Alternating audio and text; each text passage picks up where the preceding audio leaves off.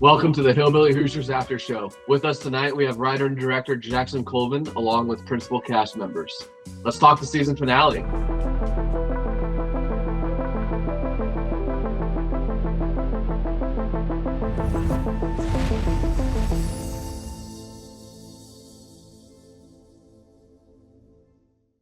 Jackson, for the finale, what was most important to you?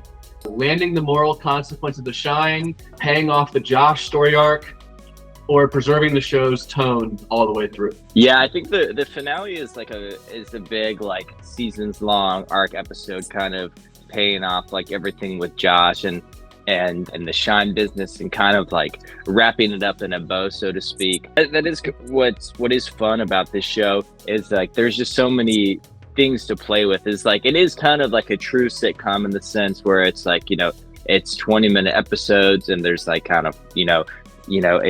goal in mind with each time. But I think the lake is such a interesting world of, and there's so many different characters and story arcs and things to play with, that I like that we can do a true sitcom style show, but we can also have long seasons long arcs and kind of build out a whole universe for the show, and it just gives us more to play with. And so I think that the episode 105 is definitely kind of paying off a lot of what we touched on in season one. Alex, which blackout version of Johnny was your favorite to play? And did those costume reveals help you find some parts of Johnny's identity that may be buried under something else? Probably the tiger costume, for multiple reasons, actually. One, it was easiest to get in and out of. Two, it was the coolest, because how hot it got during those shoots. And I say it was probably the goofiest out of all of them. I mean, the Mr. Crowley one was pretty ridiculous too, but I mean, that one's probably the most out there, what the kind of thing. And then what was the second part of the question? And did those costume reveals help you find something that was maybe buried underneath your character's personality? That's kind of deep and introspective, so. I'm kind of a little confused by the question. No worries. We can move on from that. When you were wearing the wrestling outfit, did you feel like a different character that was living inside you that you didn't even know was there? Johnny, or just that costume? For a different costume. For me, having my hair a certain way, or wearing a certain lipstick, made me feel more like Sally in a way that maybe I didn't know was there until I wore the outfit. I don't. That's kind of interesting, because I would wear that around already before. So you were right, Ben. Never mind. I will also point out that the military army costume, the KISS army costume, there were two moments that really stood out to me as we were editing the show. The first was all the sweat on his back is real. That was 100% real. And then another thing, and this is for eagle-eyed viewers, but when he goes over to the cooler to get the moonshine out, one of the tapes on the logo actually falls off. And as he's digging through that cooler, he just nonchalantly picks up that piece of tape and gets it back on.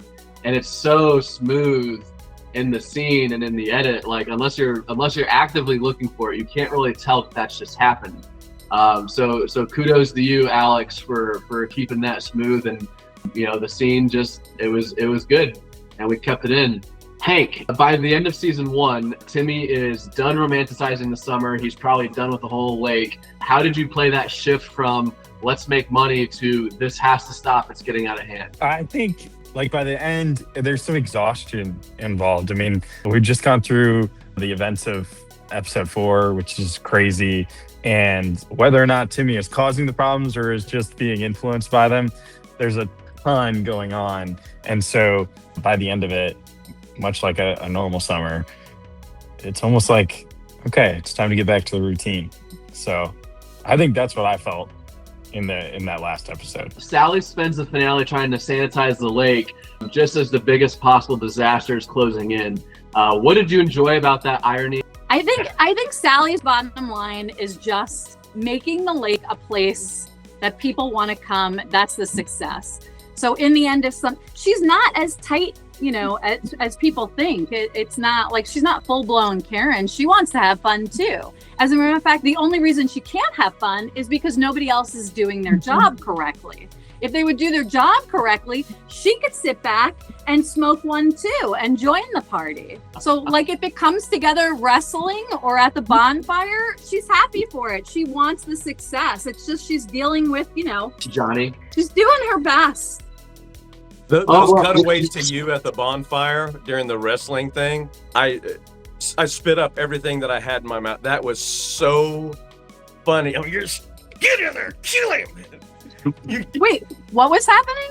You're in the background of the wrestling, and they cut to you, and you're like way too into it. Yeah, I thought, yeah. I thought it was brilliant. I didn't even know they missed it on the edits. I was like, what's happening? Where is she? She's so pumped. Kyle, and you just have a very short moment in episode 5, but it gives Tim Sr.'s personality very specific texture. What do you focus on to make him feel fully alive in any scene, any episode that you do, including where maybe he's taking a back seat? What's his presence like there, and how do you give that life? In my mind, he's a dude that marches to the beat of his own drum. I mean, he doesn't worry about what's going on around him. So he's completely reactionary to everything. So there's really no need for me to do anything until like somebody says something to me. But there's one scene where we all sit on the couch and I don't have any lines. And so I just started playing with my toes. I hated it. My wife was like, "Why are you doing that?" It's like, because I'm an attention, okay? And that's how you get attention, by doing dumb stuff. Right, Alex? Right. I will say Whole that new set stood of out. viewership. People talked about that scene after. Even though That's you had funny. no lines, people were like, what was happening? And I wanted to make him really inconsistent. So when he comes into a scene, he's not the same, spaced out stoner dad. I tried to bring a different little personality every time he makes an entrance into a room, which, after 10 seasons, that's going to get hard, but I'm willing to try. Man, if we run for 10 seasons, I mean, let's go. Let's do it. Let's run for 10 seasons. That's what I've been telling everyone, is that we can run this show for 10 seasons. Before we ask Olivia this question, I'm going to throw in some context. The day that we shot the Lizzie and the Timmy breakup scene, it was actually unplanned. That was not in the script. And at the beginning of that day, we were looking at some weather concerns, and so we needed to take some shots inside. And we made the scheduling stuff make sense, but all of a sudden we had this morning basically where we had nothing that was on the script that we could safely shoot that morning. And so we had Jackson write up a scene between Timmy and Lizzie, and it was Lizzie essentially breaking up with Timmy, even though they weren't really dating. So with that context for our audience here, and for being written into the finale at the last minute and given 10 hours notice on that script and to do that scene, did having clarity on where Timmy and Lizzie stand at the end of the summer influence how you played Lizzie? And then can you also just talk about what led up to shooting that scene a little bit too in your preparation? She knows for a fact what this is and what it is not. So she kind of always had clarity on the situation. It was just kind of Timmy catching up to her. But as far as like getting the script, 10 hours beforehand? I don't want to say it was, I don't want to say it was the most stressful thing ever, but I had it like printed out in front of my face, and then I downloaded an app that will talk my lines to me.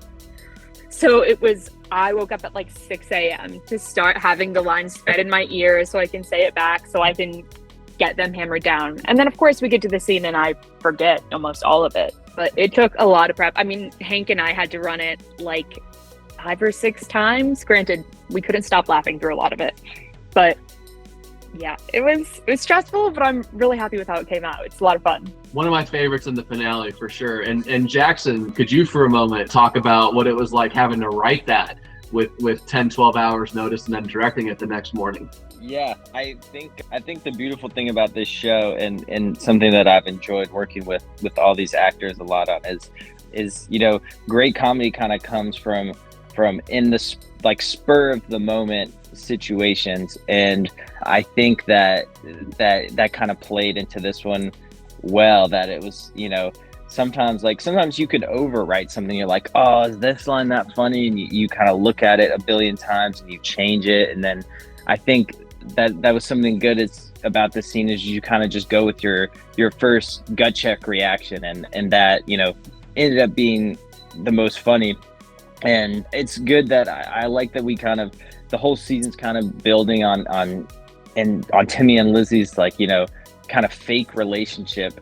And it's nice that we kind of had like a pin in that storyline, and it kind of gets played off in a way that, you know, was never even initially supposed to be in the final cut. AJ, in the finale, Josh feels less like a bully and more like a guy who genuinely wants the power of the shine for himself, and a lot of the moves that he makes in the finale reflect that. Was that your interpretation too? And could you also just chat a little bit about your approach to playing Josh in the finale? Yeah, absolutely. I think that's exactly where his mind was. He wanted all of that for himself, no matter what it took. Especially once he realized that the boys had a recipe for that shine. He had to have it. Absolutely had to have it. So if he had to hold them at gunpoint, so be it. And in that scene where where Johnny's holding it over the fire there, that's kind of like that tipping point where he's like, okay, so let's not burn that, please. Can we not destroy that? We need to, I'll get it at some point. We need to get that. And really the whole mindset behind that is just like, every dog has his day, and I'll take the loss today to play the long game to hopefully get the win tomorrow. By the time we get around to the finale, the shine has gone from an exciting opportunity to a full-blown disaster. When do you think the season's central lesson finally clicks to the characters? When do they finally figure out that they've gotten in way too over their heads? Probably when AJ shows up with a gun. I think that'd be a pretty good starting point. When it's gotten real. Favorite moment from season 1, the whole season, and then what are you looking forward to most in season 2? I really liked shooting at Wacky Jacks. That was a lot of fun. That was there was like the moments where, you know, I think someone said something and the bar staff at Wacky Jacks started laughing, and they were like, oh, that was a good one. That was like a huge confidence boost to kind of see people around us react to the show in real time and like it. That was, I think just shooting that whole sequence was a lot of fun. Oh yeah, I'm with you on that one. And then what are you most excited for season 2? For season 2, just working with everybody again. This was a really fun crew. It was definitely kind of a new world for me. And, you know, we had a lot of really talented and fun people working on set with us. And it was just, you know, it was a really rewarding experience for me to kind of get to work with everyone on this show and learn from them, and just kind of excited to keep doing more. All of it was really fun. I mean, everything at the Johnny Shack, everything at Wacky Jacks was fun. Hands down, my favorite moment from season 1 was Tears yelling at the people trying to put their boat in. That, God, Jackson wrote some funny shit. You can't write something that coincidental happening. That was really funny. And I think I'm looking forward to seeing you all for season 2, and I'm really excited to go out there for the poker run. So, and probably remember some of it. I'll add some context to that boat ramp scene. We were needing to shoot a talking head with Sally, but we were losing daylight, and we had already done a setup in that position. And you know, we knew that there might be some boat related traffic in and out, but for whatever reason, their boat had actually gotten stuck and they were not able to pull it out.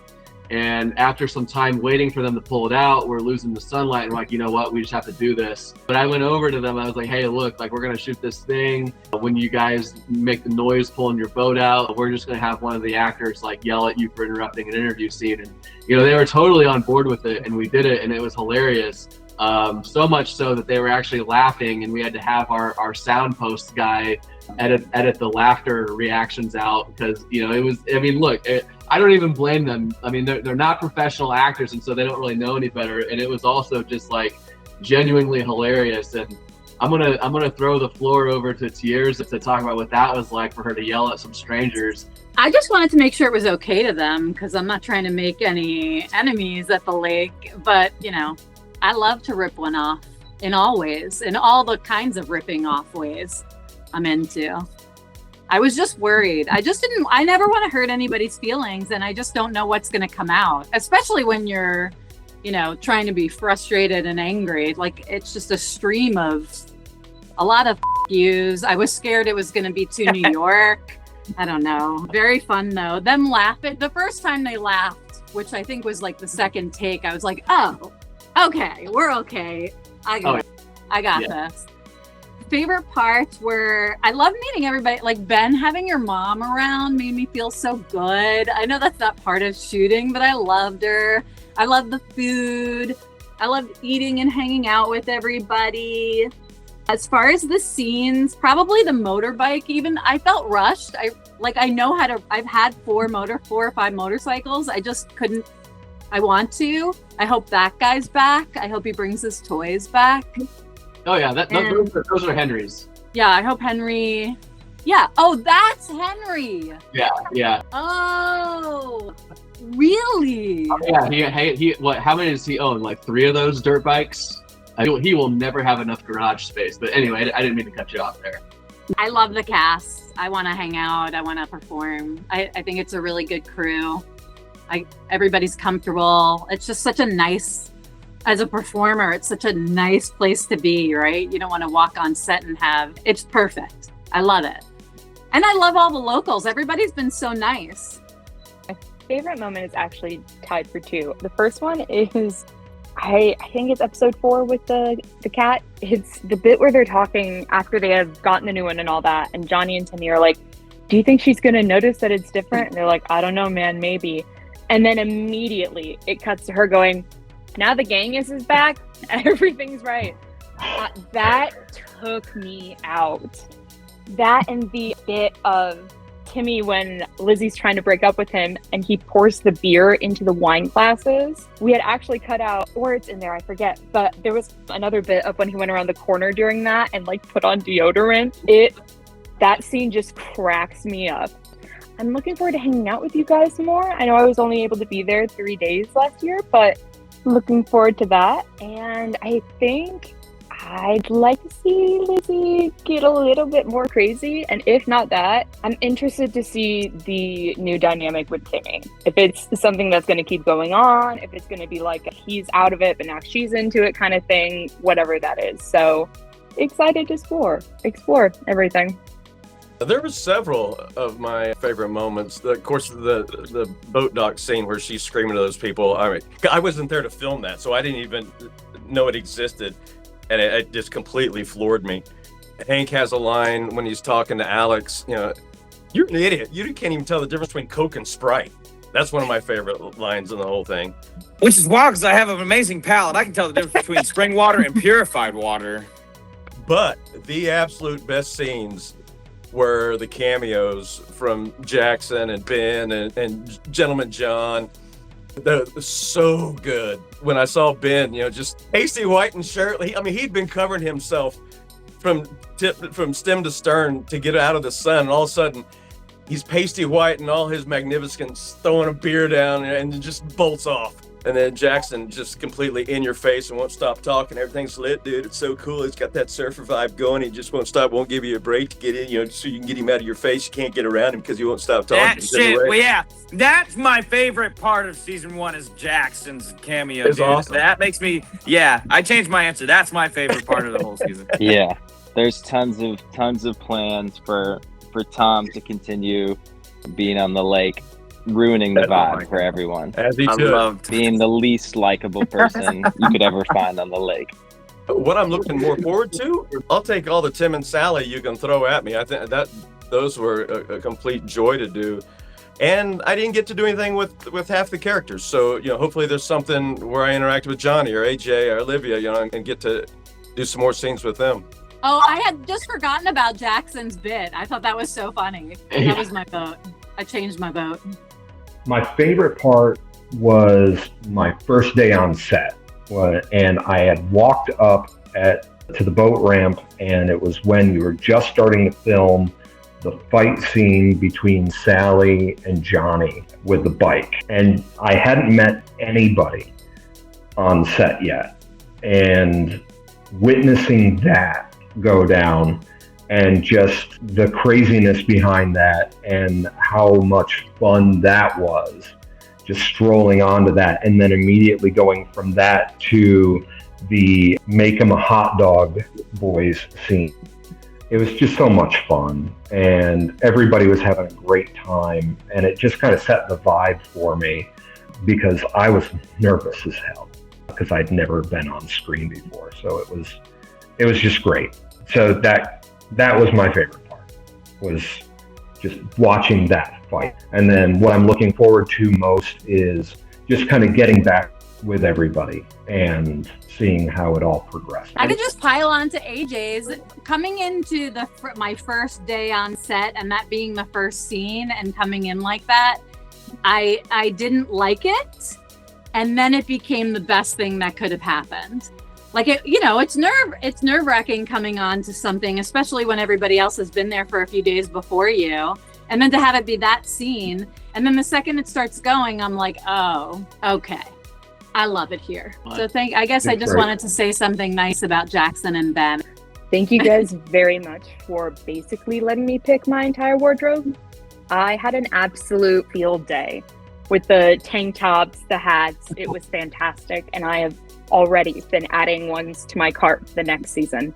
They're just going to get worse. Heads up. Yeah, I just want to, it was like especially like my first day on set, I was just kind of like borderline imposter syndrome. I was just kind of like, I felt like I got the job when I like just lied on my resume, and I was just kind of like, wow, what am I doing here? And it was, I think I learned a ton this first summer shooting, and I just want to say thank you to all you guys for not just being good at your jobs and interacting with the script and having ideas and and your dedication, but also for everyone just being cool people and being fun to hang out with. And I think that is, a vital part of the set. Ditto on all counts there. It's nice to hear people talk about the imposter syndrome because it's so real. Like, you could be doing it forever, and it just feels so like, especially with a character that's like out there, you're like, is this too much? Have I gone? Especially when you have to like improv stuff. That's terrifying when you already like struggle to think that you're good at it. The thing that really helped me out when we were going through some of these scenes is I can see Jackson and Ben in my peripheral vision. So when we're going off on some weird bit, I can see them laughing and smiling, so I know I'm on the right track. So without that, you're right, Olivia. You're just shooting in the dark, hoping somebody likes what you do. But yeah. But once you get that affirmation from the side, you're like, all right, cool. Yeah, we're just rolling. Alex, can you tell your mom and your sister I love them and I say hi? Yes, I can. They were so nice to me. They loved you. They were so nice. I knew walking in though that you were gonna be like their favorite character. I already called that one. Like, I already know that. What? Guys, you make me feel so good. This is the nicest production. We try. Let's stay together forever. I'm telling you, this show can run for 10 seasons. If we play our cards right on the business side, we can get at least 7 to 10 seasons out of this show. And if all of you stick with us for that long, would super appreciate it. Thanks for hanging with us this season. We will see you spring 2027 for season 2. Hey everybody, I'm Ben Richards, founder of Intravision and executive producer of Hillbilly Hoosiers.